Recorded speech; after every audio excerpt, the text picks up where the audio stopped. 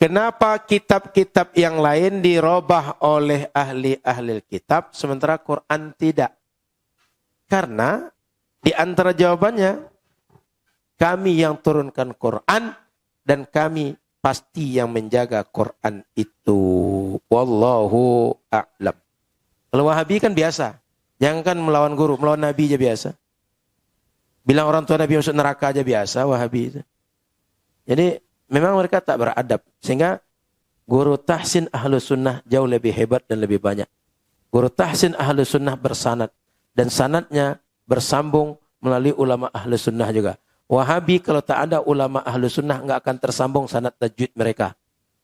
Apalagi sanad semua ilmu. Semua ilmu sanadnya pasti ada ulama ahlus sunnah.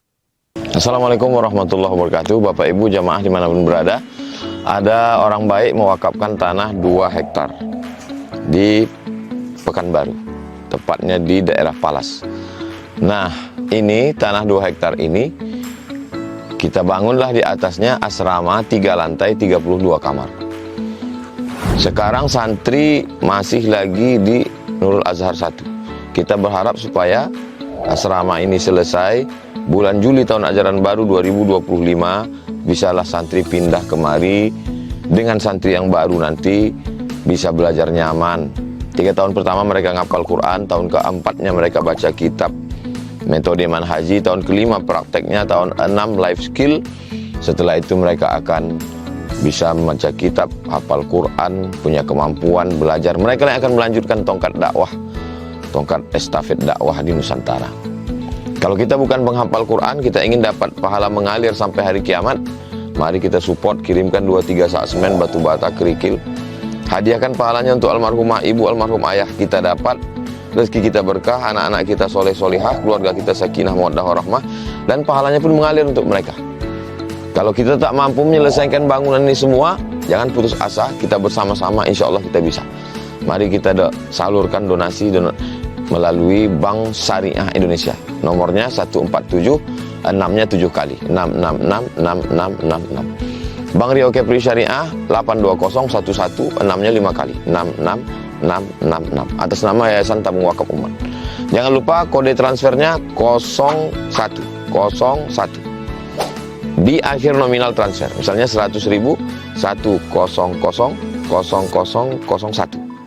Konfirmasi transfernya ke WA. WA-nya 0852 8024 6060. Jangan lupa telepon hubungi 0852 6541 6060. Kalau ke Pekanbaru, jumpa Ustaz Somad, datang kemari. Silaturahim tengok tanah ini. Mudah-mudahan berkah. Ma'akal tafa'afnaita, makanan, duit yang dibelikan ke makanan busuk. Wa malabis tafa'ablaita, dibelikan ke pakaian lapuk. Wa mata soddakta, yang dikirimkan kemari, inilah yang akan kekal abadi. Rumah kita habis dibagi ahli waris. Ini insya Allah kekal abadi sampai hari kiamat. Berkah selalu. Assalamualaikum warahmatullahi wabarakatuh. Assalamualaikum warahmatullahi wabarakatuh. Bismillahirrahmanirrahim. Alhamdulillahirrahmanirrahim. Allahumma salli ala sayyidina Muhammadin. Alhamdulillah para ustadz dan ustazah, kita berjumpa kembali di majelis bulanan komunitas takdir dengan mengkaji ilmu fikih dan ilmu akidah di pesantren Nurul Azhar untuk mengulang-ulang kaji, mengingat-ingatkan yang lupa, dan menambah bagi yang perlu untuk menambah bekal dalam berdakwah di jalan Allah Subhanahu wa taala. Pada prinsipnya lebih kepada muzakarah antara kita bersama dalam mengkaji ilmu yang paling dasar dalam Islam untuk diamalkan oleh umat. Mudah-mudahan semua kita ditambahkan Allah ilmu, ditambahkan hidayah, ditambahkan amal, dan makin lama makin dekat dengan Allah, sehingga hidup ini makin lama makin banyak barokahnya. Mudah-mudahan semua kita di akhirat layak pula untuk berkumpul dengan Nabi Muhammad sallallahu alaihi wasallam. Amin ya rabbal alamin. Baik para ustadz dan ustazah, kita lanjutkan baca bersama kitab Jala'ul Afham Syarah Aqidatul Awam halaman 62. Nanti kita lanjut dengan diskusi. Al-Faslur Rabi'.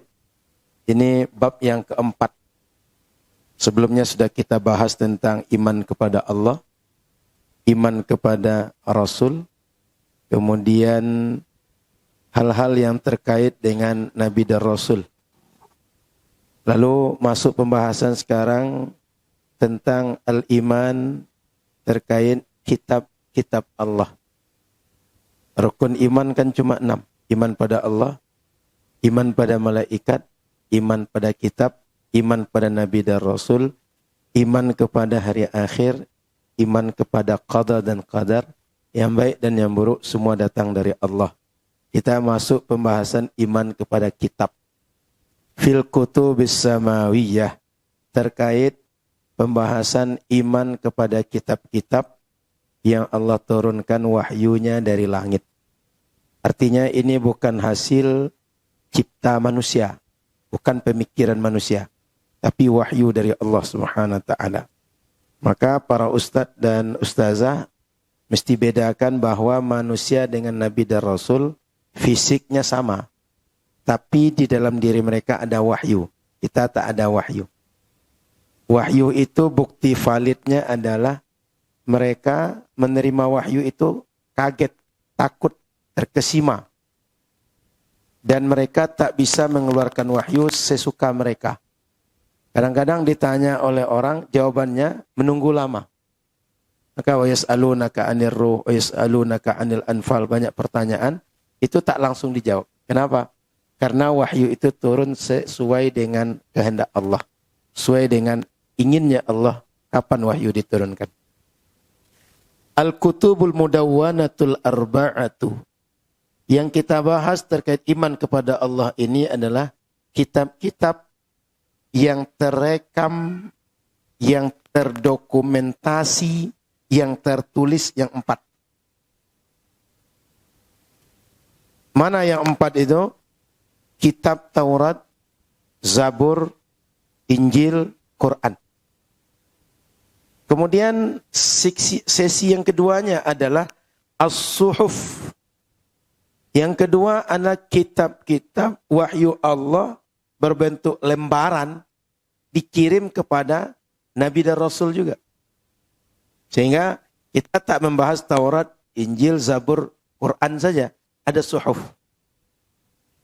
Nah, bagian pertamanya kita membahas kitab yang 4 saja. Jadi kita membahas yang 4. Jadi kalau dibuatkan struktur hierarkinya, bab 4 membahas tentang kitab-kitab yang merupakan wahyu. Lalu kitab yang merupakan wahyu ini ada 2.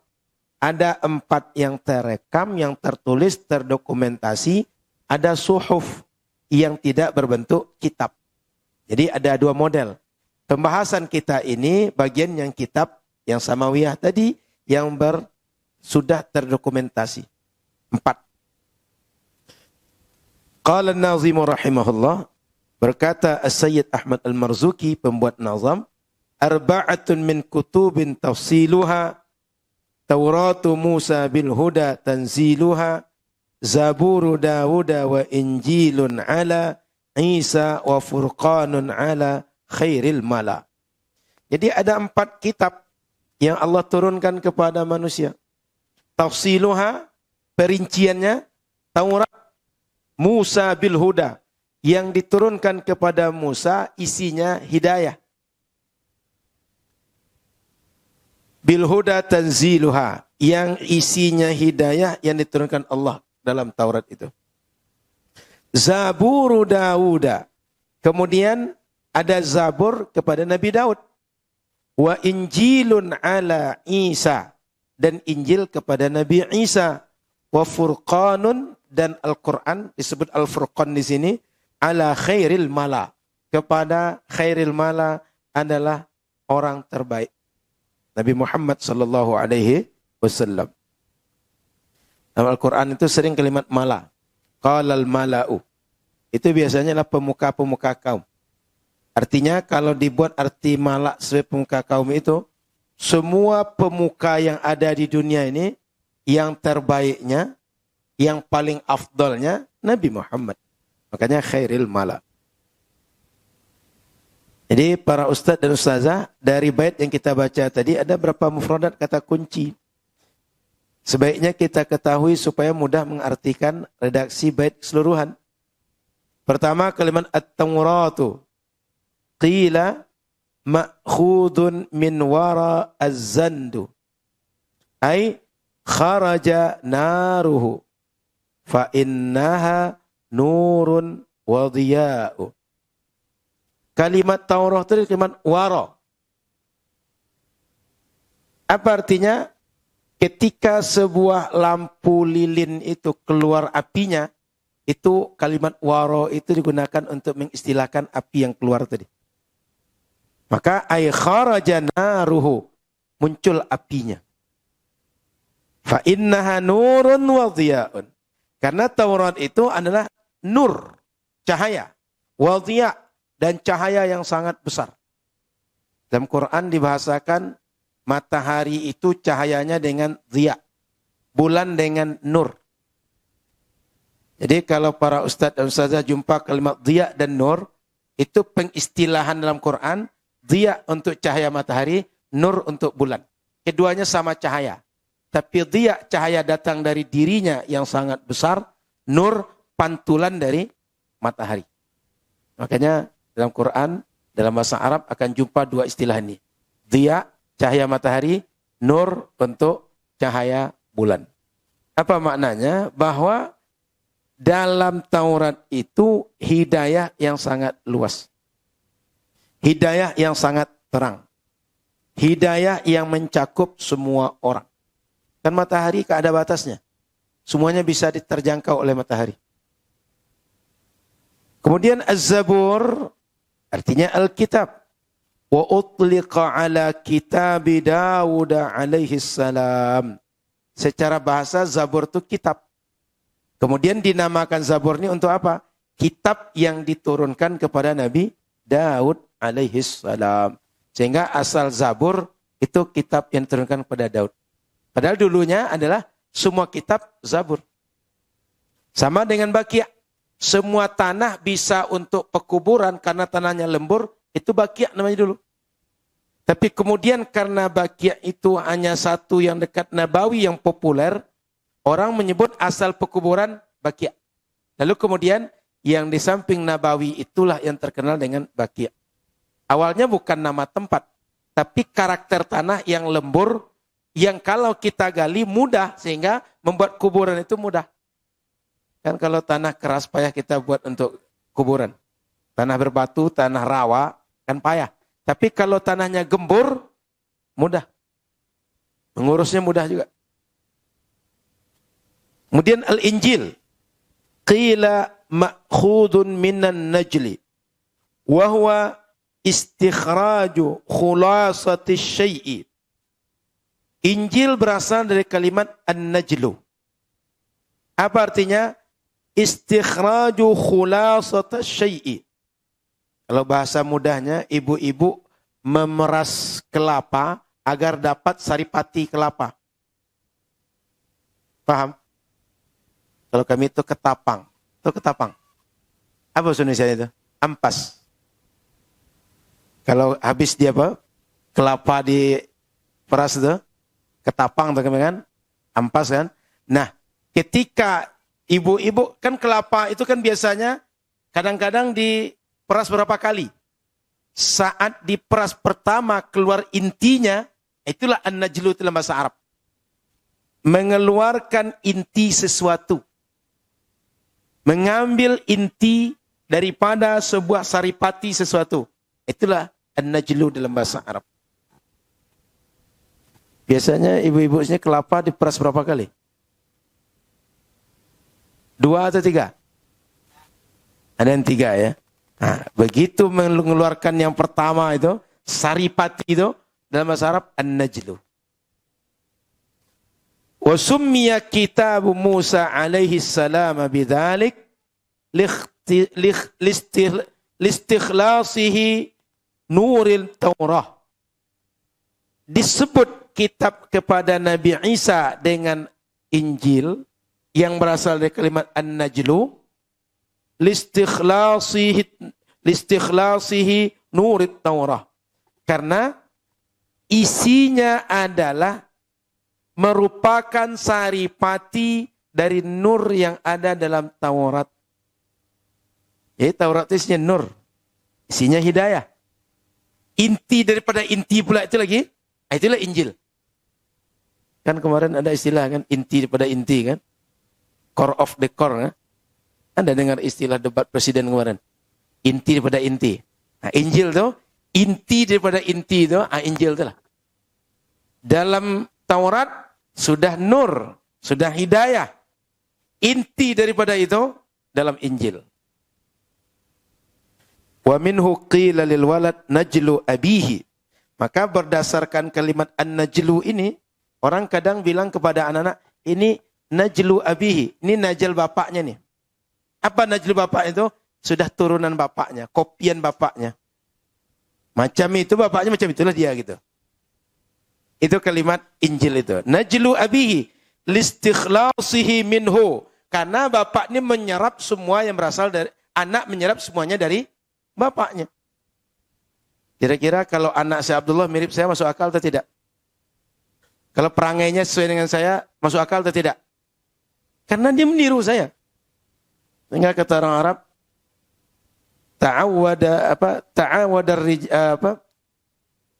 ta'awadar rijalu bima ashal fata bima ta'awadahu abuhu. Orang-orang biasanya hidup tumbuh kembang dengan kebiasaan yang ditanamkan orang tuanya. Kan anak itu kerjanya mencontoh aja. Dan dia jarang salah contoh. Yang sering salah itu kita salah didik. Anak salah contoh itu jarang, Pak. Kita suka teriak, dia suka teriak. Kita suka memberikan toleransi, dia akan mudah memberikan toleransi. Maka bapak-bapak, kalau sulit mencontohkan yang baik kepada anak, anak-anak juga akan yang buruk-buruk yang akan dicontohnya. Ibu-ibu juga gitu. Yang mana yang paling banyak memberikan contoh, tergantung yang paling dominan kepada anak. Maka kita semua usahakan mencontohkan yang baik-baik kepada anak. Waqila kalimatun Yunaniyah. Ada yang bilang Injil itu kalimat kata yang diadopsi dari bahasa Yunani. Maknaha al-bushra. Artinya al-bushra. Bushra itu kabar gembira.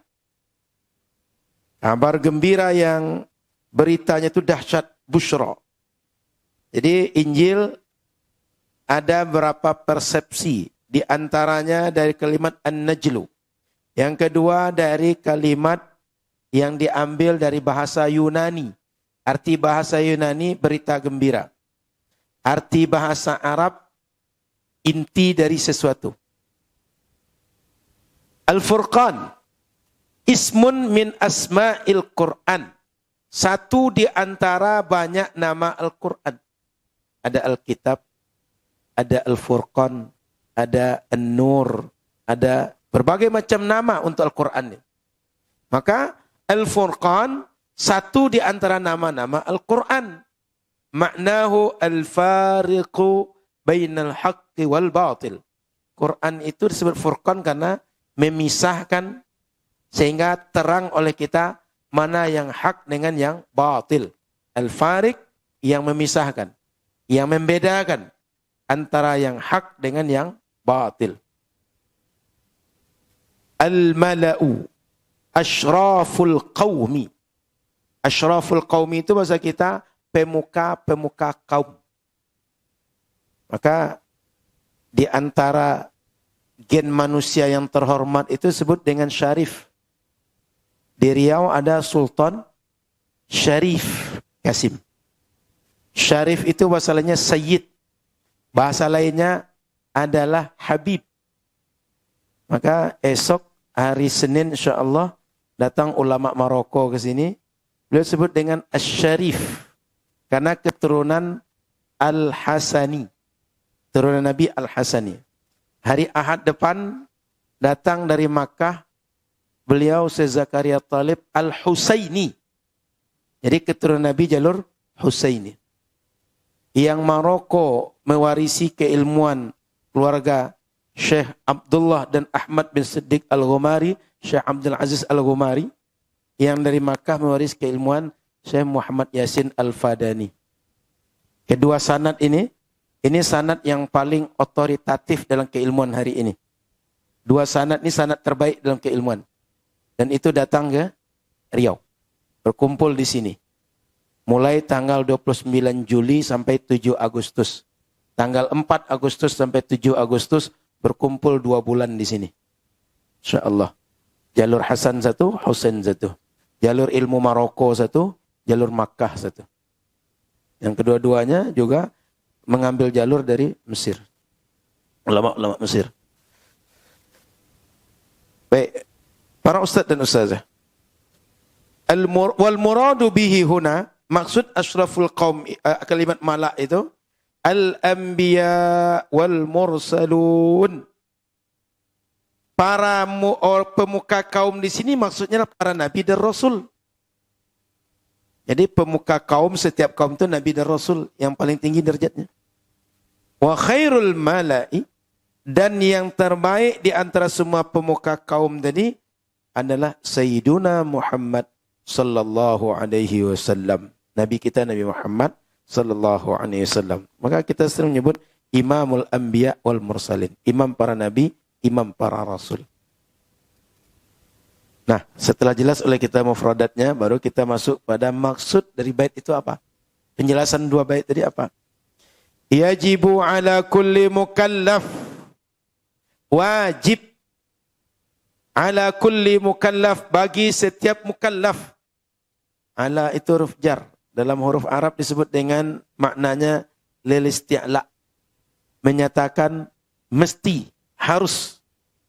Maka wajib bagi setiap mukallaf ayya'taqida, meyakini annallaha, bahwa sesungguhnya Allah anzala kutuban, menurunkan kitab-kitab samawiyah yang berasal wahyu itu dari langit, awhaha ila rusulihi wa anbiyaihi, diwahyukan kitab-kitab langit itu kepada rasul-rasul dan nabi-nabi. Jadi kita wajib mengimani kitab-kitab yang berasal dari langit. Jadi Allah Subhanahu wa taala jadikan proses turun Quran itu dari Lauhul Mahfuz ke Baitul Izzah. Baitul Izzah baru berangsur-angsur kepada Nabi Muhammad 23 tahun. Dan semua kitab yang diturunkan pada Nabi dan Rasul turunnya dari langit. Maka disebut dengan kutubun samawiyah. Nisbah kepada asal tempat turun. Bukan langit sumbernya. Tapi inilah wahyu Allah. Wahyu itu disimpan di Lauhul Mahfuz, pindah ke Baitul Izzah. Baitul Izzah baru turun kepada para Nabi dan Rasul sesuai dengan kapan Allah ingin turunkan. Faminha mudawwanatun. Sebagian daripada wahyu itu mudawwanah. Tertulis, terkumpul, terdokumentasi. Seperti Quran yang kita temukan hari ini. Wa minha la ilma lana bih. Dan sebagiannya kita tidak tahu. Para ustadz perlu pahami ketika ada kalimat minha itu, ini berarti hanya sebagian ustadz. Makanya dalam kitab-kitab Ahlus Sunnah wal Jamaah selalu disebutkan bahwa di antara sifat wajib bagi Allah minha isyruna sifatan. 20 sifat wajib. 20 itu artinya apa? Cuma sebagian dari keseluruhan sifat wajib atau sifat pasti bagi Allah. Bukan terbatas hanya 20, selain 20 tidak sifat bagi Allah, bukan. 20 adalah di antara sifat yang pasti ada pada Allah. Minha. Karena dalam bahasa Arab huruf min ini gunanya menunjukkan litab'id. Sebagian. Jadi orang Arab itu kalau bicara itu detail. Dan kalau bicara itu mereka punya nalar di belakang pembicaraan mereka. Sehingga kalau kita baca sebuah teks Arab, itu kita tanpa panjang-panjang penjelasan, dah paham yang dimaksudkan siapa. Tengok domir mereka, ada 14. Anta, antuma, antum. Anta itu kan orang yang kita ajak ngobrol. Kalau satu orang laki-laki, anta. 2 orang, antuma. Lebih 2 orang, antum. Coba perempuan lagi, anti. 1 orang. 2, antuma. Lebih 2 orang, antunna. Kita nggak punya. Kamu laki-laki, kamu perempuan, nggak ada kita gitu. Kamu aja keduanya. 2 orang, kamu aja keduanya. Sama dengan pertama. Baru yang 3 orang, kalian. Tapi nggak ada kalian laki-laki, kalian perempuan, nggak ada. Orang Arab detail. Sudah itu, orang kedua, orang ketiga dibedakan. Orang ketiga, hiya, huma, hum. Huwa, huma, hunna. Mohon maaf. Huwa, huma, hum. Hiya, huma, hunna. Dipisahkan. Mana orang ketiga laki-laki, mana perempuan. 1 orang, 2 orang, lebih 2 orang, dibedakan. Sehingga asal baca dhamir bahasa Arab, kita ngerti. Ini 1 orang perempuan maksudnya. 2 orang perempuan maksudnya. Ini ramai ini. Ngerti kita. Bahasa Indonesia, belum paham kita. Mesti kita konfirmasi, ini yang hadir 2 orang apa 1 orang? Mesti begitu lagi. Termasuk fi'il amarnya, Arab itu 6. Ijlis, ijlisa, ijlisu.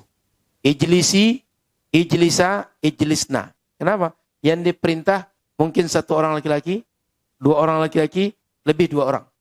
Mungkin 1 orang perempuan, 2 orang perempuan, lebih dari 2 orang. Yang namanya yang diperintah selalu ada di depan kita atau lawan bicara kita. Orang ketiga nggak mungkin diperintah. Dia nggak tahu diperintah kok. Duduklah. Orangnya nggak ada. Gimana dia mau duduk?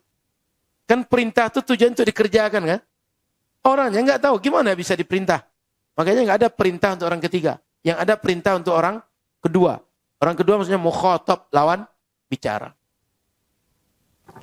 Lanjut. Wa qala ta'ala, Allah berfirman dalam Quran, kana an-nasu ummatan wahidah, faba'athallahu an-nabiyyina mubashshirina wa mundhirin, wa anzala ma'ahumul kitaba bil haqq. Ini dia poinnya. Bahwa para nabi dan rasul adalah utusan Allah kepada manusia untuk memberi kabar gembira, untuk menjelaskan akibat daripada dosa, dan Allah turunkan bersama Nabi dan Rasul itu kitab-kitab bil haq. Yang kitab-kitab semuanya adalah hak. Liyahkuma bainan nas. Tujuan kitab-kitab itu untuk menjadi standar hukum penyelesai untuk semua manusia. Fi makhtalafu fihi, dalam permasalahan-permasalahan yang mereka berselisih. Artinya, kita ini dalam memandang hidup ini mungkin persepsi kita semua beda-beda. Pengajian pagi ini wajib atau tidak? Kata sebagian wajib, kata sebagian nggak wajib kok. Nggak ada juga nggak apa-apa. Persepsi yang berbeda itu kalau setiap manusia diberikan kesempatan untuk berpikir, memandang agama ini mana yang baik, bisa macam-macam agama ini. Makanya oleh Al-Quran, kalian tidak boleh memandang agama sesuai dengan persepsi kalian. Ini standarnya. Al-Quran, Sunnah. Jadi, membenarkan cara pandang kita tentang hidup dan menjadikan satu standar yang sama, itu Quran. Itu hadis Nabi SAW. Karena kalau tidak, setiap orang memandang nanti, hadir pengajian bagus, tak hadir juga bagus. Dengar ustadz bagus, tak dengar juga bagus. Sehingga orang ini semuanya bisa tidak punya standar yang jelas dalam hidup. Tapi dengan adanya Quran, jelas standar. Mana yang patut diikut. Mana yang patut untuk dijadikan pedoman. Mana yang tidak. Fa'ammal mudawwanatu fa'arba'atun. Yang tertulis, yang terdokumentasi, ada 4. Wahya at-Tauratu alladhi nazalat ala Musa alaihi salam. Kitab Taurat yang diturunkan kepada Nabi Musa alaihi salam. Dalilnya Quran. Betulkah Nabi Musa dapat wahyu? Ya. Apa nama wahyunya? Taurat. Mana dalilnya? Inna anzalna Taurata fiha hudaw wa nur. Karena kalau manusia ngaku-ngaku atau ahli sejarah bilang Nabi Musa pernah dapat kitab. Tapi nggak ada bukti validnya. Dari mana orang percaya? Tapi jika Quran yang memberitakan kepada Nabi Muhammad, kita percaya. Sebab ia memberitakan yang tahu dengan makhluknya, yang tahu dengan nabinya, yang tahu dengan rasulnya. Kalau orang lain, jangankan tahu dengan nabi dan rasul, yang mana nabi dan rasul tentu orang semuanya tahu. Dan berapa jumlah nabi dan rasul tentu semua orang tahu. Tapi Allah pasti tahu siapa yang nabi, siapa rasul. Sekarang dia cerita bahwa di antara nabi namanya Musa. Di antara kitab turunkan namanya Taurat. Taurat itu diturunkan kepada Musa. Kepada siapa dikasih tahu? Nabi Muhammad sallallahu alaihi wasallam. Inna anzalna at-taurata fiha hudaw wa nur. Surah Al-Maidah ayat 44. Wa qala ta'ala, Allah berfirman juga menjelaskan tentang Taurat Nabi Musa. Wa laqad atayna Musa wa Harun al-furqan wa dhiya'an wa dhikra. Kami sudah berikan kepada Musa dan Harun al-furqan dan dhiya' wa dhikra. Lil alamin, dia cahaya dan peringatan bagi semua alam. Jadi disebut juga kitab Nabi Musa itu dengan Furqan. Tadi Quran disebut dengan Furqan. Tidak ada masalah, penamaan. Semakin banyak penamaan sesuatu yang dinamakan, menunjukkan yang dinamakan itu adalah mulia, istimewa, banyak kelebihan. Di kita kan juga gitu. Orang makin banyak kelebihan, makin disanjung oleh masyarakat, makin banyak gelarnya. Ada gelar adat, datuk misalnya. Ada gelar akademis, doktor misalnya. Ada gelar, berbagai gelar kebangsawan yang lain. Ada gelar belakangan honoris causa. Ada doktor ilmiah, ada doktor honoris causa. Banyak gelar itu. Saya tidak tahu kalau orang di sini adatnya setelah menikah dikasih gelar atau tidak. Kalau kami di kampung, orang kalau sudah nikah dikasih gelar. Gelar saya Katik Kayu. Bahasa Indonesianya Khatib Kaya. Jadi saya dari segi nama gelar adat orang kaya. Nama nisbat orang kaya juga. Dinar itu uang emas. Jadi saya kekayaannya tidak diragukan orang. Jadi nggak perlu lihat rumah saya, dari nama saya disebut orang kaya. Jadi Al-Nof Dinar Khatib Kaya. Cuma jarang saya tulis Katik Kayu gitu. Takut saya ditulis nanti kata orang, ini orang kayanya, datang semua orang nanti. Jadi para ustadz dan ustazah, orang makin banyak digelari, biasanya makin banyak istimewa. Maka di kita nggak banyak orang beri seperti itu. Nah, Nabi Muhammad itu banyak gelar, banyak nama. Kemudian kitab-kitab Allah juga banyak nama. Kenapa? Mulia, istimewa, banyak kelebihan. Sehingga di kita ini boleh saja nanti datang ke suku Bugis dikasih gelar orang. Datang ke Melayu dikasih gelar orang. Datang ke Minang dikasih gelar orang. Sehingga orang yang sama, gelar Melayu punya, gelar Minang punya, gelar Jawa punya, marga pun punya. Sangat bisa begitu. Tergantung orang itu dihargai oleh orang seperti apa. Maka Quran namanya Furqan, Taurat juga disebut dengan Furqan. Wa hadhi Tauratu qad harrafaha aktsaru min katibin min ruhbanil yahud liyukhfu ma fihi minal haq. Wa hadhi Taurat ini qad harrafaha, sudah diselewengkan. Harrafa itu Anda selewengkan. Sudah dirubah, sudah ditukar isinya. Aktsaru min katibin min ruhban, oleh banyak yang menulis Taurat itu yang mereka merupakan ruhbanul Yahud, para rahib Yahudi. Berarti rahib Yahudi itu banyak, dan yang merubahnya itu tidak satu orang, lebih dari satu orang yang merubah isi daripada Taurat. Liyukhfu, agar mereka semua menyembunyikan ma fihi minal haqq, apa saja yang ada dalam Taurat itu yang berita hak. Contoh tentang tanda Nabi Muhammad itu dibuang, dirubah. Kenapa? Orang Yahudi maunya Nabi akhir zaman Bani Israel, bukan Bani Ismail. Ternyata tanda yang ada mengarah kepada Nabi Muhammad, Bani Ismail, bukan keturunan mereka. Gimana caranya supaya orang tak ikut Muhammad? Dibuatlah tanda-tanda sesuai dengan yang mereka inginkan. Atau dirubah maksud yang seperti ada pada diri Nabi Muhammad, sehingga bukan yang ada pada diri Nabi Muhammad menjadi ciri Nabi akhir zaman.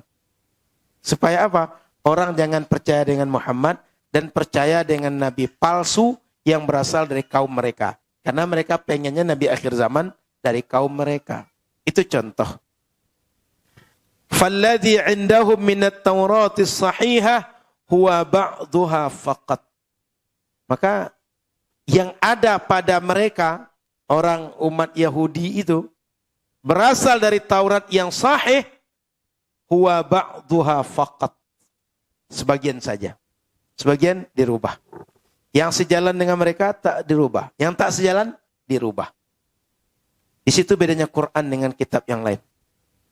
Quran, redaksinya saja terjaga dari salah sejak masa Rasul sampai hari ini. Dan di antara ikhtiar itu, seperti yang santri Nurul Azhar buat, dihafal 30 juz Quran. Sebagai sekedar berita para ustadz dan ustazah, alhamdulillah Kamis kemarin, santri Rumah Quran Duri selesai setorkan 30 juz Quran.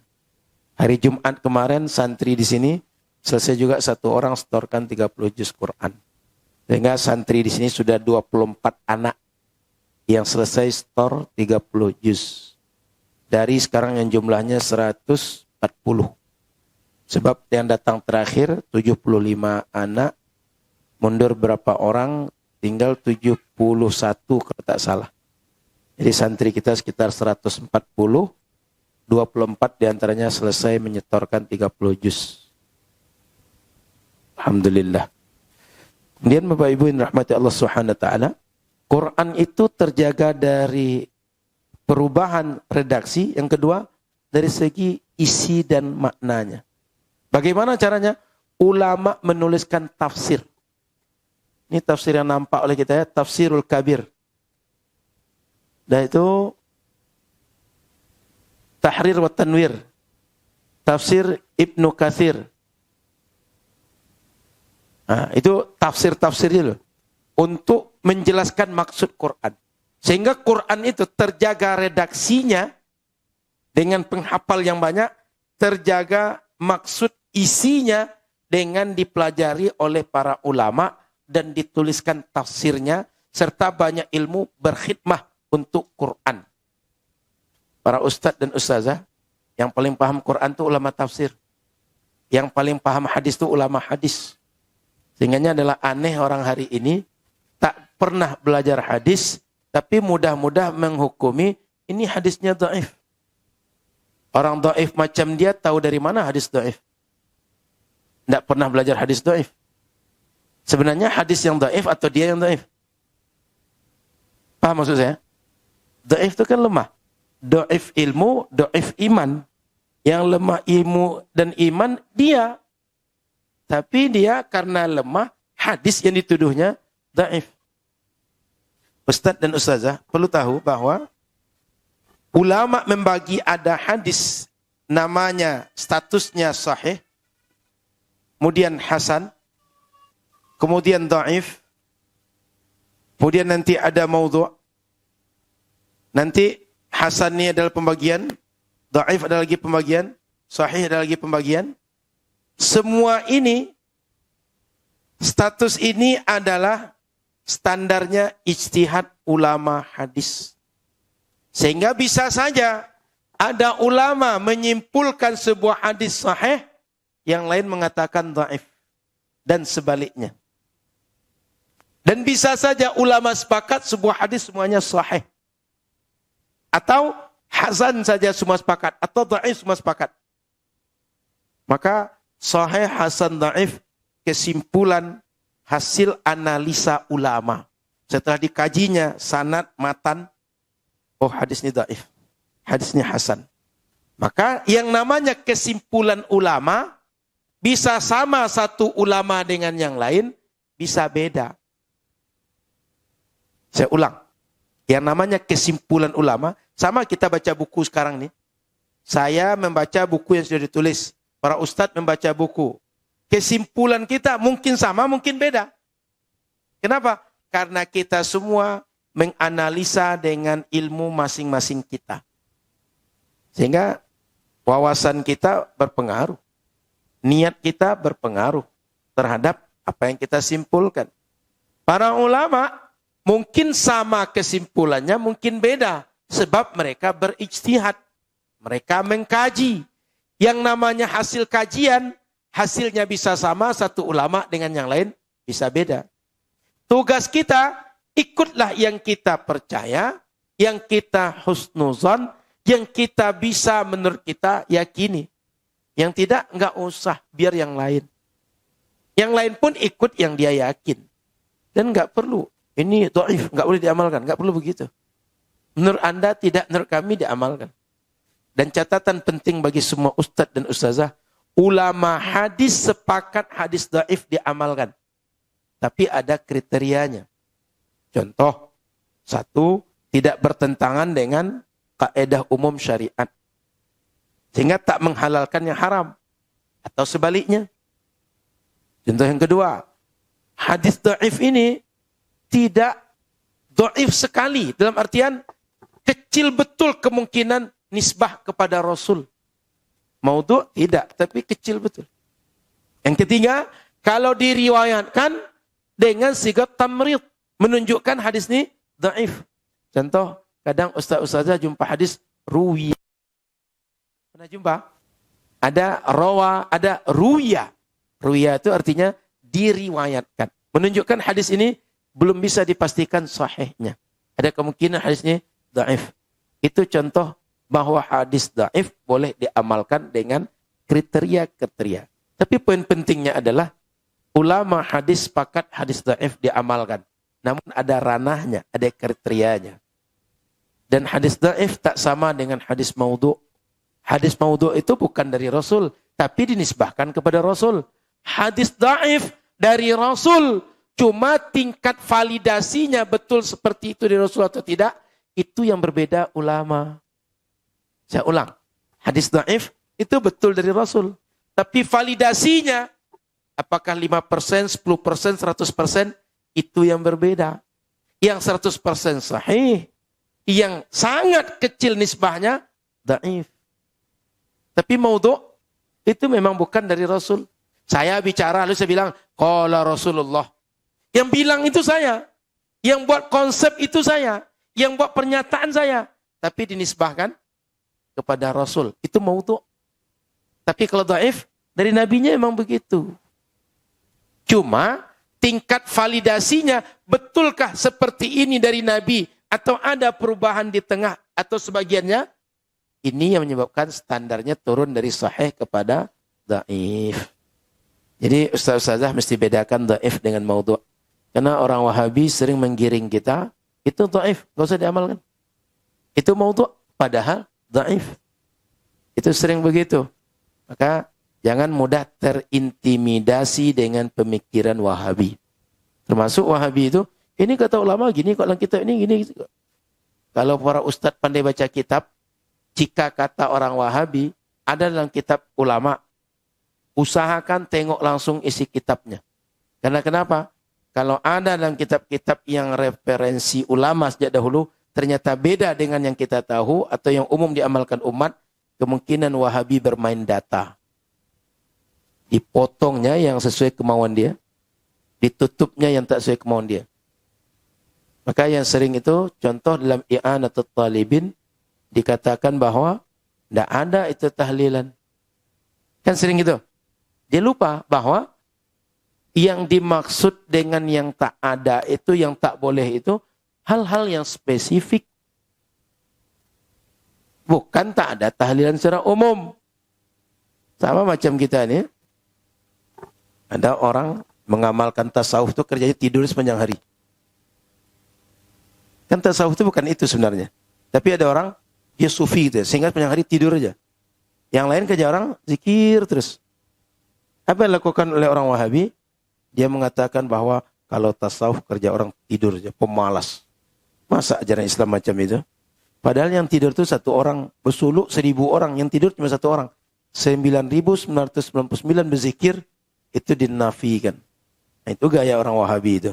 Dan itu gaya orang orientalis. Orientalis itu dipelajarinya Islam sedetail-detailnya, tapi tujuannya mencari kelemahan. Dan nanti dihantam Islam dengan ajaran Islam. Sehingga orang Islam pun ragu dengan Islamnya. Wahabi begitu gayanya. Mengadopsi gaya orientalis. Orientalis itu Pak Ibu, pernah dengar? Orientalis itu orang yang busuk hati dengan Islam. Orientalis itu asalnya pasukan salib yang putus asa. Kita kalau perang dengan orang Islam cari mati, kita takut mati. Sehingga asal perang kalah. Gak mungkin orang Islam ini dihadapi dengan senjata. Gimana caranya? Pelajari Islam, lalu buat keraguan terhadap Islam dengan ajaran Islam. Maka dikirimlah sarjana. Sarjana itu belajar ke timur. Ke timur itu dulu dikenal dengan oriental. Orangnya orientalis. Orang yang belajar tentang ketimuran. Orang yang belajar tentang ilmu-ilmu yang berkembang di timur dunia. Arab dan negara-negara sekitarnya yaitu Islam. Itu orientalis itu. Jadi asalnya orang pasukan salib putus asa, cari jalur lain untuk menundukkan Islam. Itu yang diadopsi Wahabi. Berarti berniat buruk dengan orang Islam. Lanjut. Waqad athbatallahu hadha at-tahrifa fi qawlihi. Allah meyakinkan, menetapkan, menjelaskan dengan terang bahwa perubahan itu ada. Dasarnya penjelasan Quran. Mana dia? Afatatma'una an yu'minu lakum wa qad kana fariqum minhum yasma'una kalam Allah thumma yuharrifuna. Jadi sebagian mereka mendengar kalam Allah itu setelah dengar apa? Thumma yuharrifuna. Kemudian mereka ubah isi kalam Allah. Min ba'di ma aqaluhu wa hum ya'lamun. Setelah mereka paham isi daripada kalam Allah, mereka rubah. Dan mereka sadar dan mereka tahu yang mereka buat itu. Bahwa yang mereka buat salah. Bahwa yang mereka buat menyeleweng. Sadar, tahu mereka. Tapi tetap dibuat. Kenapa? Tak sesuai dengan selera. Itu juga dengan Wahabi. Tak sesuai selera, tak dibuat. Sesuai dengan selera, dibuat. Sesuai dengan selera, sunnah. Tak sesuai dengan selera, tak sunnah. Contoh, kasus Yazid kemarin meninggal. Yazid Abdul Qadir Jawas. Datang jamaah dia terlambat. Lalu menyolatkan jenazah dia dari kuburan. Solat itu ibadah atau tidak? Ibadah. Coba bilang bukan ibadah. Pasti ibadah. Kalau diamalkan oleh pengikut Yazid, sesuai sunnah. Dicari hadisnya sahih Muslim. Padahal itu sebenarnya sudah ajaran ahlu sunnah sejak masa Rasul sampai hari ini. Ada yang kita fikir ahlu sunnah. Cuma di kita aja yang jarang mengamalkan itu. Kalau tak ada jenazah, tak kita solatkan. Atau solat gaib betulan. Yang sholat dari kuburan itu kita jarang. Betul? Saya melakukan itu. Mei kemarin abang saya meninggal, abang kandung saya, di kampung. Lalu pulang ke Solo, karena malam itu kebetulan jadwal saya subuh di Dumai. Informasi meninggal itu 1:30 malam. Sementara saya di Dumai itu, jam 11 baru sampai. 1:30 bangun dapat berita. Saya datang ke Dumai sengaja pengajian subuh. Capek perjalanan belum habis. Maka saya tak paksakan jam 2 langsung berangkat balik ke Solo. Enggak. Saya bawa anak 5 lagi. Kecil-kecil lagi. Repotnya ibu-ibu saya yakin lebih paham daripada saya. Maka saya tak paksakan. Saya selesaikan pengajian di Dumai. Selesai pengajian balik ke sini. Saya beres-beres. Baru saya berangkat dengan anak istri ke kampung. Sampai saya malam di kampung. Esok pagi saya datang ke kuburan abang saya. Sholat di situ. Kenapa? Saya tahu dari dulu. Cuma kalau Wahabi bilang, itu sesuai sunnah. Bukan ibadah di kuburan. Siapa bilang itu bukan ibadah di kuburan? Giliran kita ziarah kubur, doa di kubur, penyembah kuburan. Kuburiyun. Pernah dengar? Pernah dengar penyembah kubur itu? Kuburiyun itu? Mereka kok tidak? Kalau ustadz-ustazah agak sedikit kritis saja, sholat itu lebih sempurna ibadahnya daripada berdoa. Sholat itu lebih sempurna ibadahnya pada baca Quran. Nalarnya, kalau baca Quran nggak boleh, sholat lebih nggak boleh. Kalau doa nggak boleh, sholat lebih nggak boleh. Nalar sebaliknya, kalau sholat boleh, baca Quran lebih boleh. Kalau sholat boleh, doa lebih boleh. Ngerti nalarnya? Sholat itu ibadah sempurna dibanding baca Quran dan doa. Kalau yang sempurna boleh, yang nggak sempurna lebih boleh. Kira-kira yang lebih patut kuburiyun kita atau mereka? Mereka. Cuma kan sering nggak paham dengan cakap sendiri. Jadi Wahabi tak paham cakap sendiri. Makanya para ustadz dan ustazah, kenapa saya termasuk getol untuk membuka kekurangan Wahabi? Karena Wahabi tak sekedar bermasalah kita dalam beragama, tapi akan membuat bermasalah dalam segala lini kehidupan. Ada RT yang ngadu ke saya, Ustaz, rasa-rasanya beliau ada di grup takdir, cuma tinggalnya di sini, di Panam, dekat Masjid Abu Darda. Bukan beliau. Ada Pak RT, tinggalnya dekat Masjid Abu Darda. Di situ Ustadz Wahabi itu berapa kali sudah dia datang ke rumahnya. Apa kata beliau? Ustadz kaji Ustadz Quran dan Sunnah. Giliran takziah Ustadz tak pernah datang katanya. Giliran gotong royong Ustadz nggak pernah datang. Setiap Ramadan kami menghimpun zakat di masjid kita. Tidak pernah ada datanya Ustadz berzakat di sini. Pernah berzakat Ustadz atau tidak katanya. Sampai digitukan dia. Mestinya orang yang ngerti ilmu zakat dari mana? Dia buat radius macam obat nyamuk dulu tuh. Selesaikan yang terkecil dari kita, baru meluas yang lebih besar. Sehingga zakat dalam mazhab Syafi'i nggak boleh digeser keluar daerah tempat kita hidup. Ini Ustadz hidup di sini nggak pernah zakat di masjid kita katanya. Saya tahu, saya RT di sini katanya. Ada yang marah belakang. Bukan orang Wahabi belakang kan? Jadi itu Pak RT-nya ngadu, takziah nggak datang, gotong royong nggak datang, bayar zakat nggak di sekitar kita, tinggal di situ. Diatur RT nggak bisa, ngatur RT mau. Kan biasa di masyarakat kita kalau mau gotong royong, mau pengajian sambil nunggu orang datang dihidupkan tilawatul Quran. Nggak boleh semua orang itu. Dihidupkan nasyid, nggak boleh semua orang itu. Mengamuklah Pak RT. Ustadz, kenapa larang tadi hidupkan tip di masjid? Saya yang nyuruh katanya. Kenapa garim Ustadz intimidasi nggak boleh hidupkan? Saya yang nyuruh kata Pak RT. Ustadz diajak gotong royong nggak datang. Orang saya ajak gotong royong Ustadz larang katanya. Jadi para Ustadz dan Ustazah, Wahabi itu tak sekedar ini sahih, ini tak sahih. Bukan sekedar itu pengaruhnya. Kehidupan sosial pengaruhnya. Dan sudah banyak pengakuan keluarga. Ada di Pekanbaru, Masjid Raya An-Nur, orang ngadu ke saya, Ustaz, ada sebuah keluarga Ustaz, keluarga kami Ustaz. Dia dulu di Kepulauan Riau, tidak usah sebut daerah. Lalu pindah ke Pekanbaru, pindah tugas. Yang namanya orang pindah tugas itu biasanya nggak bisa cepat. Anak sekolah selesaikan dulu surat pindahnya, urusan pekerjaan, urusan aset selesaikan dulu. Karena akan meninggalkan tempat itu, mau ke pindah Pekanbaru total. Sehingga angsur-angsur istri duluan.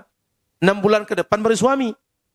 Nahasnya sebelum suami pindah, istri ini hidup dengan keluarga kandung dia sebelum suami datang. Suaminya Wahabi. Tiap hari direcoki. Begitu suaminya datang di 6 bulan itu, istri minta cerai. Kenapa? Enggak satu manhaj. Enggak sama-sama Wahabi. Dan ngotot anak ikut istri. Itu kejadian di Pekanbaru, Pak. Ini bukan kejadian di alam antah berantah. Pekanbaru. Ke saya dikadukan. Jadi ini bukan fiktif. Kalau orang yang cerita ke saya itu mengada-ada, dia yang salah tuh. Saya tahunya diceritakan ke saya. Sehingga nanya, gimana solusinya Ustaz? Katanya. Kata saya, kalau saya cerai mau diapakan lagi? Gitu. Saya tidak mungkin juga nikah istri dia, kata saya. Jadi ustaz dan ustazah, nih banyak kejadian itu ustaz katanya. Saya bukan sedang bercerita fiktif, real terjadi. Belum lagi sebagian orang tua mengeluhkan anak-anaknya menjadi kurang ajar setelah sekolah di sekolah salafi. Di Pekanbaru. Nih banyak yang bilang. Saya kan tinggal menambahkan data aja. Pak RT yang cerita. RT tadi ini RT yang nambahkan. Jadi bukan cerita yang berasal dari buat-buat untuk mengerdilkan orang. Bukan. Fakta. Betul kan Ustaz? Itu real. Maka para Ustaz, kenapa saya termasuk sering membahas tentang bagaimana salah, sesat, dan menyimpangnya Wahabi? Karena masalahnya bukan sekedar ini sahih, ini dhaif, bukan itu. Tapi berpengaruh kepada sosial kita. Lanjut para ustaz dan ustazah. Wa qauluhu ta'ala, dalilnya lagi bahwa terjadi penyimpangan, penyelewengan dalam isi Taurat tadi. Minal ladzina hadu yuharrifunal kalima amma wadhihi. Di antara orang-orang yang dapat hidayah kitab Taurat itu, yuharrifunal kalim. Mereka merubah isi kalam-kalam. An mawadhihi, dari tempat atau maksud yang semestinya.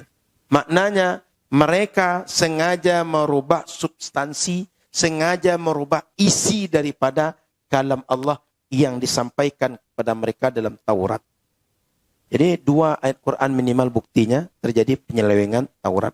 Maka Ustadz Ustazah kalau hari ini jumpa kitab Taurat, jangan langsung klaim isinya ini Taurat Musa. Oh, tidak bisa kita tidakkan nih. Harus kita ikuti. Nggak boleh begitu. Kenapa? Kemungkinan sebagian isinya valid, sebagian sudah dirubah. Dari mana dalilnya? Quran menjelaskan. Yang punya kalam, yang punya wahyu, yang menjelaskan. Wahyunya sebagian valid, sebagian sudah dirubah. Ngerti? Lebih tahu mana Allah tentang wahyu dia daripada kita? Tahu Allah. Yang kedua, kitab Zabur. Tadi kita bahas Taurat. Yang kedua Zabur. Az-Zabur alladzi nazala ala Daud alaihi salam. Kitab yang turunkan pada Nabi Daud alaihi salam. Qala ta'ala, buktinya wa ataina Dawuda Zabura. Allah turunkan kepada Nabi Daud kitab yang bernama Zabur. Jadi Ustaz dan Ustazah, kalau ada orang bilang akidah Ahlus Sunnah wal Jamaah berasal dari akal, dusta. Ini buktinya. Dalil bahwa Zabur kepada Nabi Daud, Quran menjelaskan. Dalil bahwa Taurat kepada Nabi Musa, Quran menjelaskan. Kan sering kan kita disebut Ahlus Sunnah akidahnya dari filsafat, dari ilmu kalam, dari akal. Sering dengar itu? Ini buktinya akidah Ahlus Sunnah. Yakin kita ada Zabur, yakin ada Taurat, dari mana? Quran yang menjelaskan. Kok bisa dalil akal? Ngerti?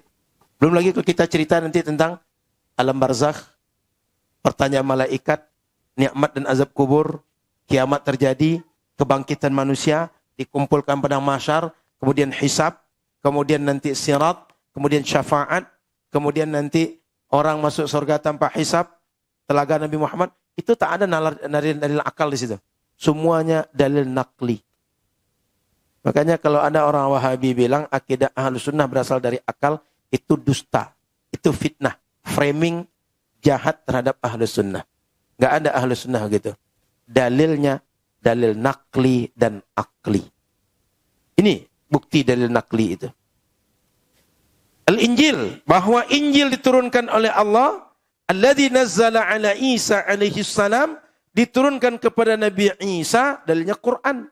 Wa qaffayna ala atharihim bi Isa ibn Maryam, dan kami lanjutkan setelah mereka-mereka nabi-nabi sebelumnya, setelah mereka itu Isa bin Maryam, Nabi Isa.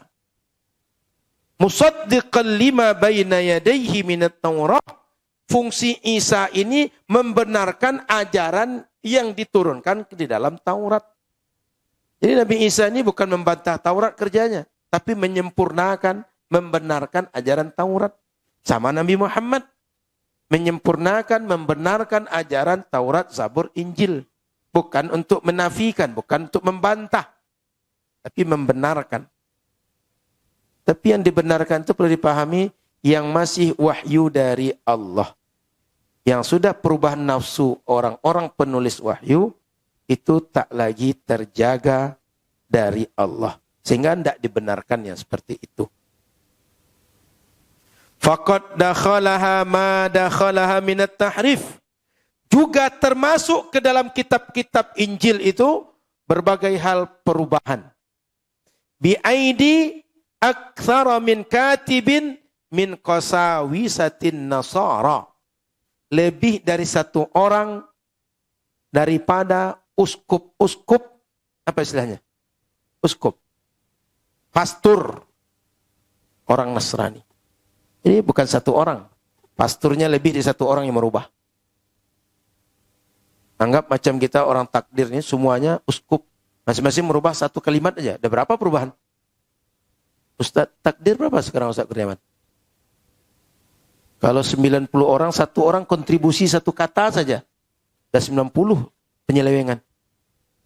Bayangkan kalau mereka, masing-masing mereka yang sudah dirubah oleh pendahulunya, menurut belakangan, ini enggak sesuai kepentingan kita nih. Tambah lagi perubahan. Datang lagi belakangan, tambah lagi perubahan. Yang terjadi adalah isinya sudah hawa nafsu manusia, sebagian masih wahyu dari Allah. Para ustadz dan ustazah gunanya kita belajar supaya agama ini bukan mengikut hawa nafsu, bukan ikut selera. Tapi selera kita tunduk kepada ilmu. Ilmu itu adalah yang dijelaskan oleh Quran dan Sunnah. Qala ta'ala, Allah menjelaskan tentang perubahan dalam kitab-kitab para Nasrani. Wa minal ladina qalu inna nasara akhadna mitsaqahum fanasu hazzan mimma dzukkiru bih fa aghrayna bainahumul adawata wal baghdha'a ila yaumil qiyamah wa sawfa yunabbi'uhumullahu bima kanu yasna'un. Ya ahlal kitab, qad ja'akum rusuluna yubayyinu lakum katsiran mimma kuntum tukhfuna minal kitab. Tukhfuna, menyembunyikan. Di sini ada ustaz-ustazah mengajar tajwid. Ada ikhfa.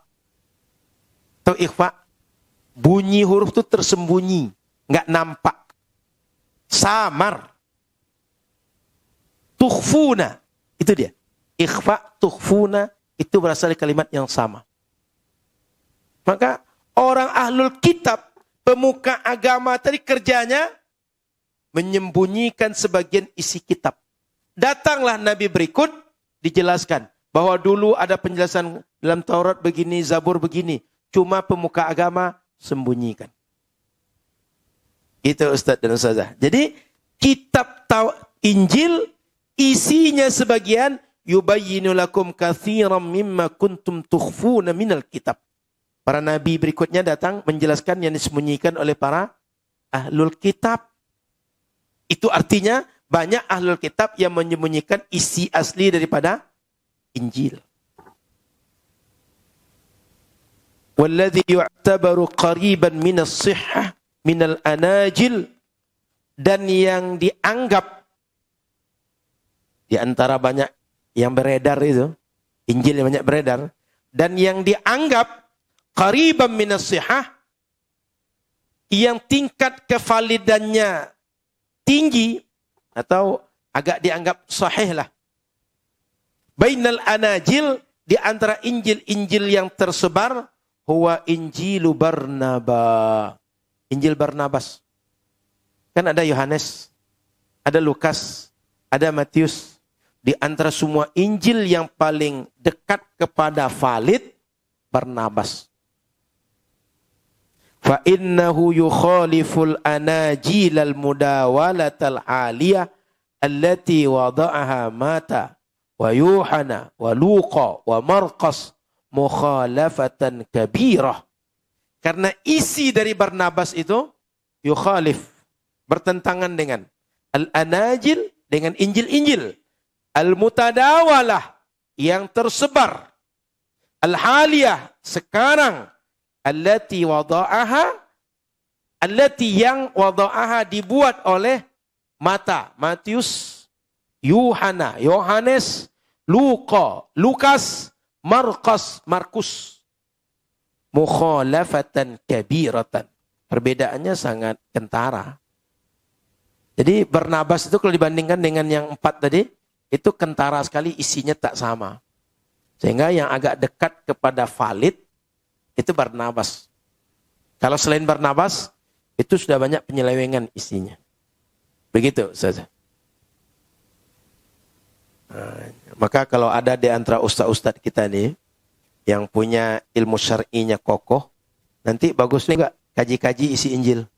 Tapi bukan untuk menjadi penginjil. Kristolog. Mengkaji isi Injil untuk mengetahui valid dan tidak valid. Untuk mengungkap kepalsuan ajaran yang dianut orang-orang yang ikut Injil. Kristolog. Ini jangan pula nanti salah diartikan. Ustaz, dulu kan kita belajar tentang Injil. Saya jadi penginjil aja lah Ustaz. Bukan itu. Tapi untuk mengkaji supaya tahu sisi yang menjadi bagian kajian ilmiah sehingga bisa kita sampaikan ke masyarakat yang salah paham, diluruskan pemahamannya. Karena kristolog itu jarang di kita, sedikit orangnya. Oleh karena itu kalau ada ustaz-ustazah yang punya bakat atau ada anak-anak kita yang bisa diarahkan ke situ, bagus juga di kader kristolog. Karena kalau kita berhadapan dengan orang Nasrani, jika yang diskusi dengan orang Nasrani, orang paham Nasrani, barang itu sejalan, matching. Sehingga mudah untuk mengungkap sisi-sisi lemah, sisi-sisi bermasalahnya. Ustaz Kurniawan, bagus juga nanti di takdir, dibuat pengkaderan kristolog takdir gitu. Nah itu, jadi dibuat pengkaji kristolog takdir. Sehingga berdebat dengan orang non-muslim nanti dapat bahannya. Dapat sisi yang mana mau kita diskusikan. Karena kalau kita tidak tahu ilmu orang, didebat orang dengan ilmu dia, terkapar kita. Sebab kita tak tahu. Tapi kalau tahu, oh jangankan terkapar, serangan balik. Karena tahu. Nah itu. Termasuk selama ini kenapa banyak orang begitu masuk Wahabi langsung tercengang, karena tak dapat ilmunya. Tapi kalau tahu ilmunya, serang balik yang terjadi. Ya kan? Masyarakat kita begitu Wahabi muncul, oh iya ya salah pula yang kita buat selama ini ya. Betul pula kata orang itu ya. Kenapa? Karena tak dapat pembanding. Belum muncul nalar. Lama-kelamaan masa kita disalahkan terus, baru tersadar membaca kitab kita lagi. Nah disitulah dapat ilmunya. Ternyata dimainkan sama orang Wahabi ini gitu. Kitab dibaca setengah-setengahnya disimpan dia gitu. Setelah dibuka semuanya ketahuan bahwa orang ini curang dalam membuka data. Gitu. Lanjut.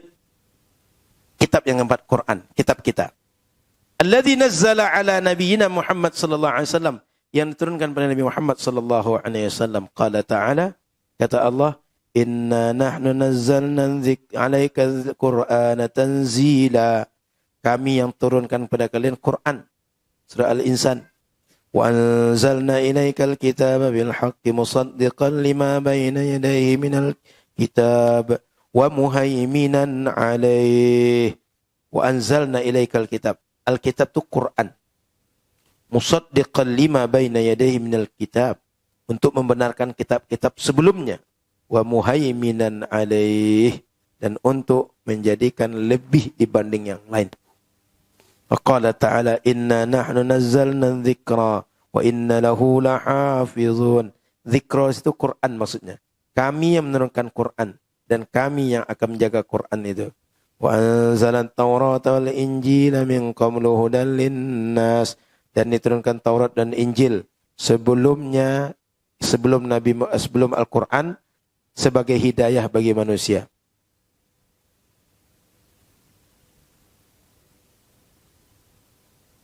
Lanjut. Wa asma'uhu arba'ah. Nama-nama dari Quran ini yang populer ada 4. Al-Quran.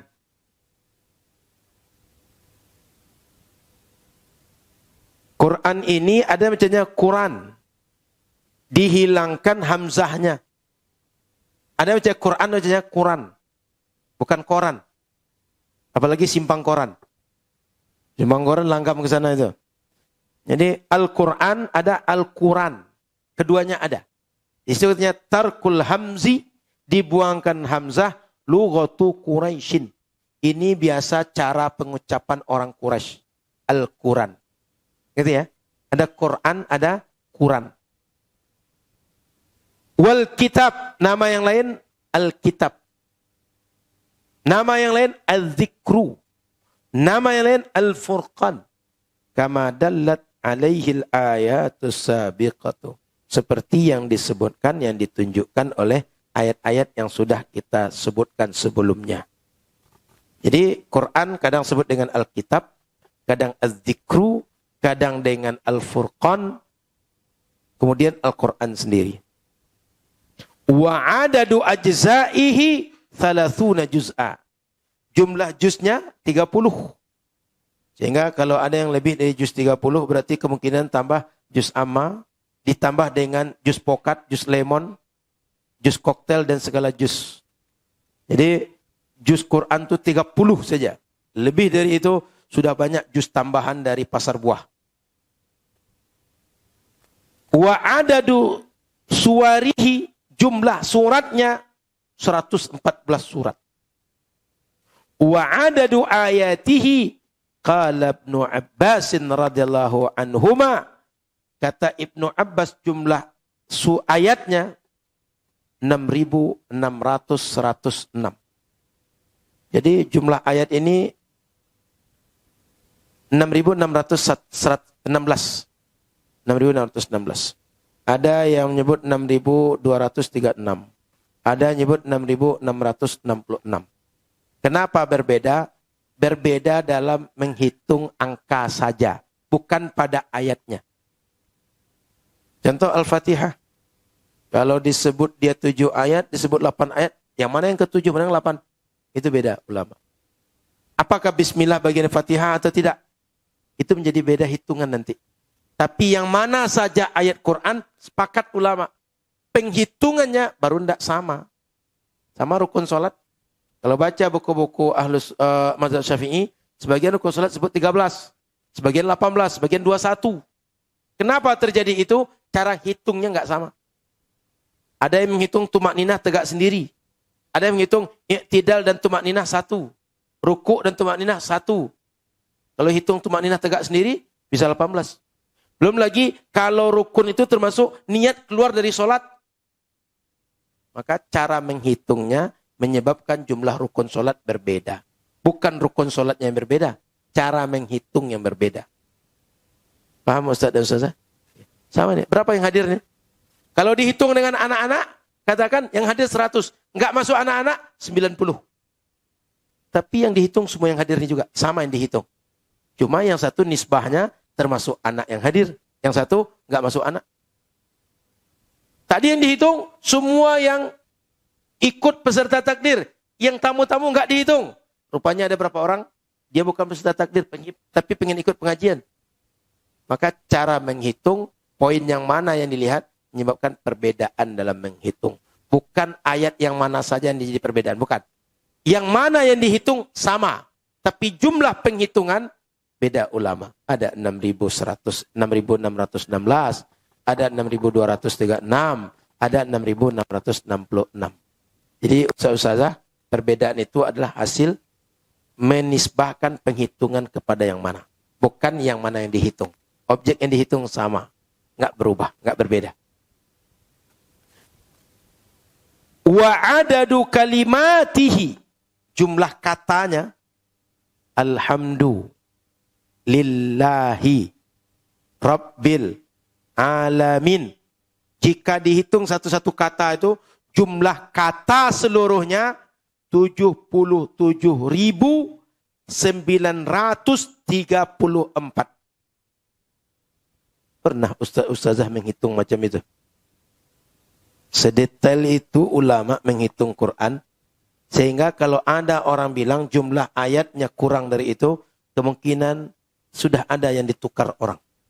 Begitu ulama menjaga Quran dah. Sampai ke jumlah kata, jumlah ayat, jumlah surat, jumlah juz dihafal oleh mereka dan dibuat datanya. Wa adadu hurufihi. Hurufnya dihitung. Bismillah itu berapa huruf? Apakah 19 huruf? 15 huruf? 16 huruf? Dihitung. Pernah ustaz-ustazah macam itu? Saya yakin guru-guru tajwid pun belum pernah lakukan ini. Yang punya rumah Quran, ustaz-ustazah, saya yakin belum pernah melakukan hal yang seperti ini. Tapi ulama menghitung sampai kepada hurufnya. Jangan-jangan kalau kita buka data, berapa harokat seluruhnya ada pula yang hitung. Jadi ulama menjaga Quran itu sampai kepada data jumlah huruf, jumlah ayat, jumlah kata, jumlah juz dihitung oleh ulama. Jadi kalau orang nanya tentang validasi Quran, orang menghafal redaksinya, itu contoh santri Nurul Azhar, lagi ngapal. Yang menghafal maknanya, contoh para santri jurusan tafsir di Al-Azhar, di Yaman, di Maroko, Damaskus, yang ahlu sunnah saja. Kalau tidak ahlu sunnah banyak penyelewengan. Maka yang menjaga isinya ada, yang menjaga redaksinya ada, yang menjaga datanya ada. Maka indeks dalam Quran, pernah nengok indeks? Itu diantaranya untuk menjaga data, menunjukkan data. Detail ulama berkhidmah pada Quran. Sehingga validasinya tak diragukan. Kalau ada yang meragukan, kemungkinan dia yang bermasalah. Ustaz-ustazah, saya ingatkan, kalau kita tidak tahu sesuatu, jangan hukumi yang tidak tahu itu nggak ada. Ngerti? Kalau wawasan kita yang sempit, jangan hukumi yang tak sampai wawasan kita itu tak ada. Paham? Kita tidak pernah ke bandara Dubai misalnya. Nggak ada di Dubai itu orang Indonesia jualan tuh gitu. Dia nggak pernah ke sana. Jangan sampai gara-gara kita tidak tahu, menghukumi yang tidak tahu berdasarkan yang kita tidak tahu. Itu tidak masuk akal. Akui saja kita nggak tahu. Wahadal kitabul aziz qad hafizahullahu ta'ala hatta wasala ilaina biduni tahrifin wala tabdilin. Kitab Al-Aziz yang mulia yang ada tangan kita Quran sekarang itu Allah jaga sampai kepada kita saat ini tanpa perubahan, tanpa penyelewengan. Wa kanal mushafu fi jami'il atwaril mukhtalifah muhaimanan alaihi bi alafil uluf minal hafazati fi jami'il alamil islami. Mushaf fi jamil atwaril mukhtalifah, pada generasi-generasi yang banyak yang beragam. Atwar itu generasi beragam maksudnya. Generasi dulu, generasi setelah kita, sudah 15 abad berjalan peradaban Islam. Muhaimanan alaih, ditundukkan untuk berkhidmah kepadanya alaful uluf, jutaan minal hafazah, penghafal fi jami'il alamil islami, di seluruh alam Islam, di seluruh dunia Islam, di seluruh negeri Islam. Jadi maksudnya Ustaz, mushaf yang ada itu, penjaganya jutaan orang di seluruh negeri Islam nih. Jadi antaranya depan mata kita. Ada lagi di sini yang punya rumah Quran untuk penghafal Quran Ustaz? Ya, Ustaz takdir. Yang punya rumah Quran, santrinya penghafal Quran, ada? Nah, itu di antara bukti Quran dijaga. Maka para ustaz-ustazah, yang kita baca ini bukan sekedar sebuah opini, tapi fakta. Kita melakukan. Jangan-jangan ustaz-ustazah pernah juga menghafal Quran dulu. Cuma tak tekun seperti para santri, sehingga tak mungkin lagi hafalan seperti sekarang. Wala tazalul halu kadzalika ila asrinal hali. Wala tazalul hal, dan masih begitu keadaan ila asrinal hali, sampai masa kita ini. Hada kulluhu misdaqu qawlihi ta'ala, ini semua sebagai pembenaran dari firman Allah, pembuktian dari firman Allah.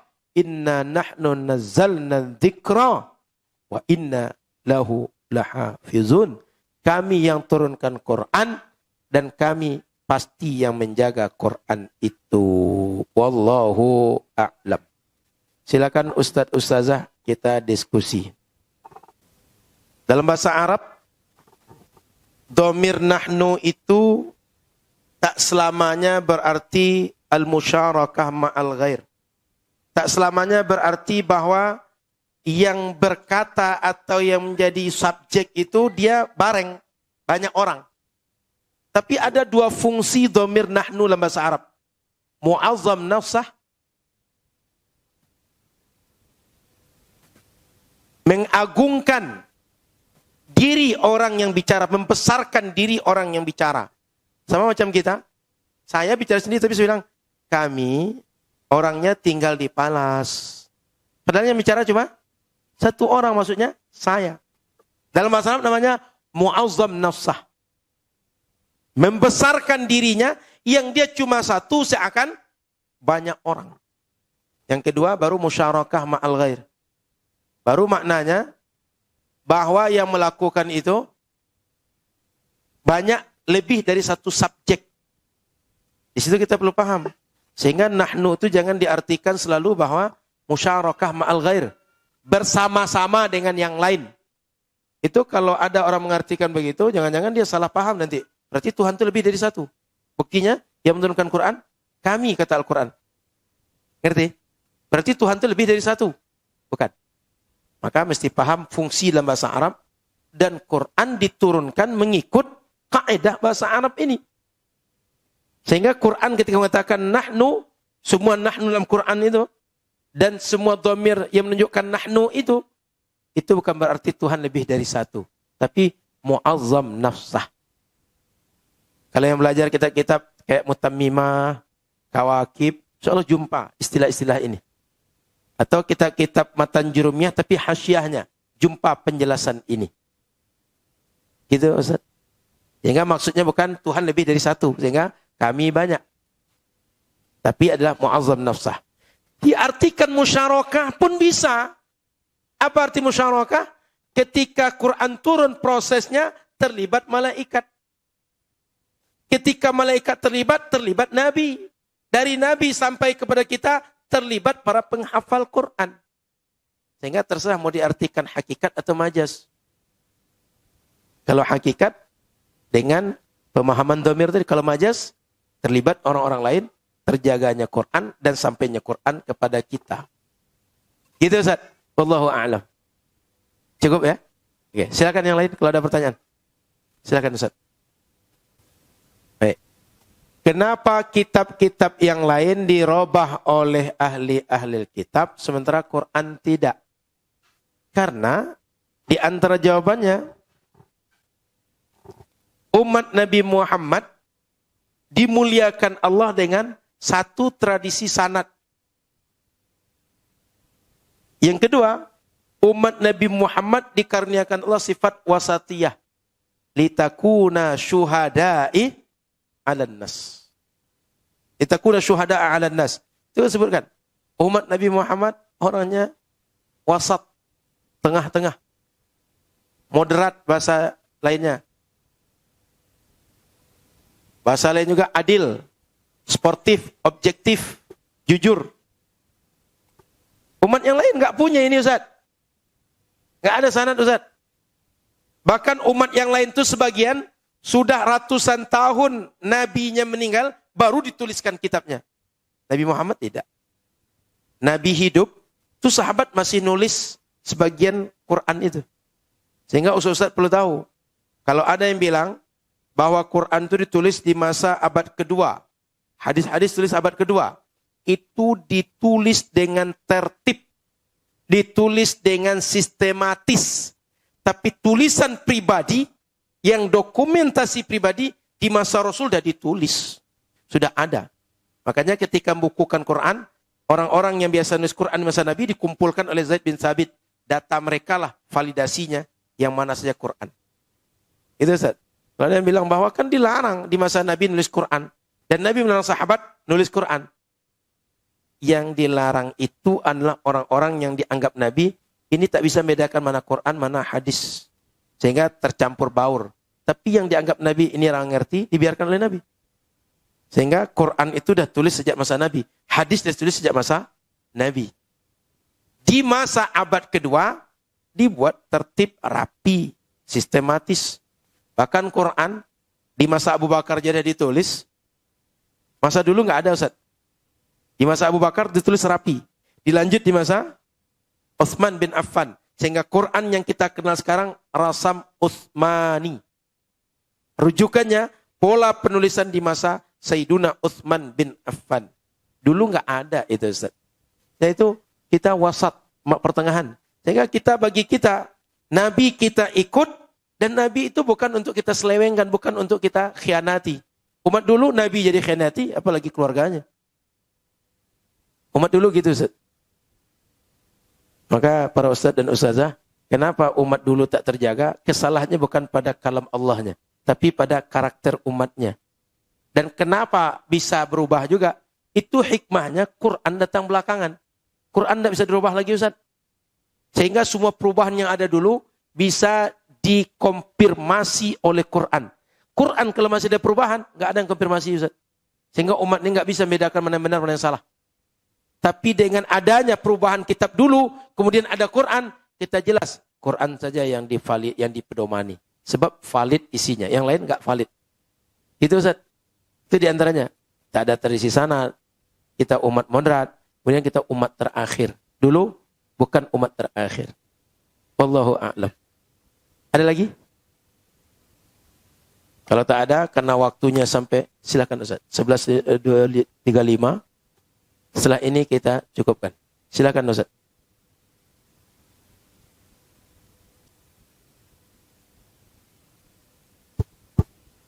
Jadi Ustaz dan Ustazah, orang ini kenapa dia sampai berbeda-beda isinya? Motif masing-masing. Karena orang Barnabas dengan orang Matius dan Lukas segala macam, motivasinya nggak sama. Kepentingan dia untuk merubahnya tak sama Ustaz. Itu diantaranya menyebabkan isi daripada Barnabas tak banyak perubahan. Tapi yang sepakat mereka adalah bahwa Nabi akhir zaman harus dari kaum mereka. Sehingga isinya itu terkait poin itu sama semua. Tetapi poin-poin yang lain ada yang punya kepentingan sama, ada yang tidak Ustaz. Termasuk kalau kita tengok dalam Al-Quran tentang riba, tengok pasal Al-Quran. Wa qad nuhu anhu. Wa aklihimur riba. Wa qad nuhu anhu. Mereka makan riba, kata Quran. Apa maksud Quran? Dulu Taurat, Zabur, Injil, semua kitab sudah mengharamkan riba. Tapi dalam kitab-kitab belakangan enggak disebutkan itu. Kenapa? Karena riba kalau diharamkan terkait dengan kepentingan duit. Itu contoh Ustaz. Sehingga Barnabas dengan yang lain itu, kenapa Barnabas lebih sedikit? Kepentingannya untuk merubah sedikit dibanding yang lain. Sementara yang lain lebih banyak. Dan kalau kita tengok informasi-informasi yang beredar, itu kejahatan-kejahatan terjadi itu banyak Ustaz. Cuman tak tersingkap. Kejahatan itu supaya tertutup, caranya ubah isi dari kitab. Ada yang butuh tebus dosa, ada yang tidak Ustaz. Maka akan berubah isi dari segi motifnya. Maka motif setiap penulis, target setiap penulis menyebabkan berbeda. Bukan karena dia murid dan tidak Ustaz. Karena semua kitab itu ditulis sudah lebih 200 tahun dari meninggalnya Nabi Isa. Sehingga nggak ada lagi yang murid Nabi Isa. Semuanya nggak ada yang murid Nabi Isa Ustaz. Dari yang 5 tadi itu, nggak ada lagi yang murid Nabi Isa. Nggak ada lagi yang murid langsung, murid dekat, murid yang sanadnya lebih valid, nggak ada Ustaz. Karena semuanya sudah lama. Maka motif masing-masing yang menyebabkan beda isi penyelewengan. Ya sama macam kita Ustaz. Dikasih ADRT-nya sama. Tapi jika setiap orang punya kepentingan, di masa periode kepemimpinan 2022-2023, lain dirubahnya. Berubah lagi 2023-2024, lain lagi kepentingannya, lain lagi dirubahnya Ustaz. Kira-kira begitu nalarnya Ustaz. Beda motif. Maka bukan karena satu murid, yang lain bukan murid, bukan. Sebab semuanya tak ada yang murid lagi. Sudah panjang masanya. Dan kalau kita tengok, perjalanan waktu kan panjang Ustaz. Karena perjalanan waktu panjang, perubahan kepentingan manusia ini juga panjang, juga banyak. Sehingga seiring berjalan waktu, makin banyak yang dirubah oleh orang. Itu Ustaz. Poin dasarnya motif. Bukan karena satu murid yang dekat, yang lain murid yang jauh. Bukan. Wallahu a'lam. Gitu Ustaz. Cukup Ustaz Kurniawan? Lagi, silakan Ustaz.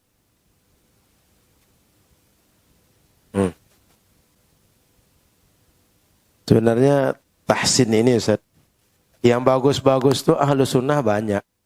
Cuma di kita ini tidak muncul tradisi mengangkat kawan kita. Yang muncul tradisi menjatuhkan kawan. Wahabi beda Ustaz. Begitu muncul satu, ramai-ramai mereka ngangkat Ustaz. Maka asal ada pengajian satu, ramai-ramai mereka membesarkan Ustaz. Wahabi itu jemaahnya nggak banyak Ustaz. Tapi coba tengok pengajian. Macam asal pengajian paling banyak itu pasti Wahabi. Itu karena digerakkan. Di kita kekurangan kita gitu Ustaz. Banyak Ustaz kita bagus tahsinnya. Banyak yang bagus bacaannya. Banyak yang sanadnya bersambung. Ilmunya jelas. Alim, pakar. Cuma nggak muncul. Kenapa?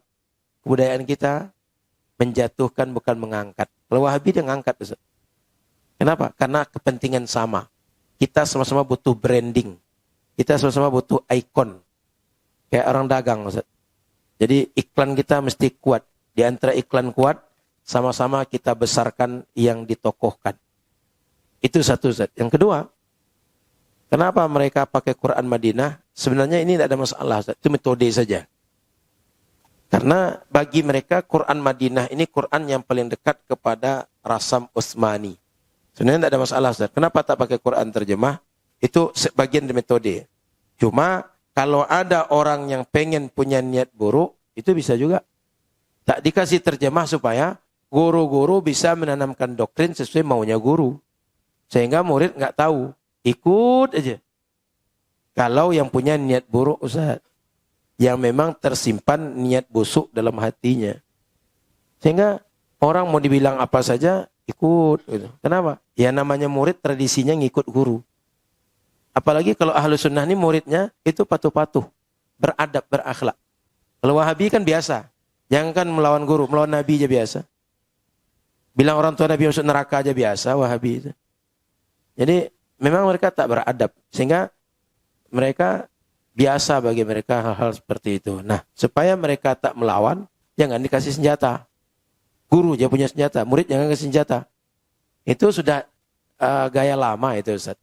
Nah, cuma saya tak pasti mereka pakai politik yang ini atau yang lain. Tapi di antara maksud politik, murid tak dikasih terjemahan supaya murid jangan banyak senjata. Melawan senjata nanti. Itu Ustaz. Cuma poin yang ingin saya sampaikan adalah guru tahsin ahlu sunnah jauh lebih hebat dan lebih banyak. Guru tahsin ahlu sunnah bersanad. Dan sanadnya bersambung melalui ulama ahlu sunnah juga. Wahabi kalau tak ada ulama ahlu sunnah nggak akan tersambung sanad tajwid mereka.